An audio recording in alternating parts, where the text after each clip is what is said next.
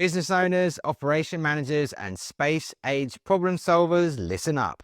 Because today's robot does not walk, it does not roll, it grabs the wall like a mechanical spider and then gets on with the job. This is RoboPhil, Philip English, robot YouTuber. Today we're looking at Helios, a four-armed space robot from Orbit Robotics. And yes, four arms, because in space, legs are about as useful as a lawnmower on the moon. Here's the clever bit. In microgravity, there is no proper walking, no balancing, no nice factory floor.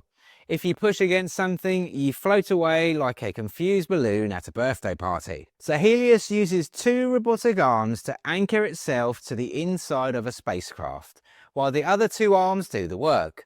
Unloading cargo, moving tools, handling equipment, and supporting astronauts. This solves a very expensive problem. The estimates are an astronaut's time is around $140,000 per hour, and maintenance can take about 35% of the crew time on the International Space Station. That means every hour spent shifting supplies is not just boring, it is brutally expensive. Technically, Helios uses tendon-driven robotic arms, keeping the motors near the shoulders and reducing weight at the ends.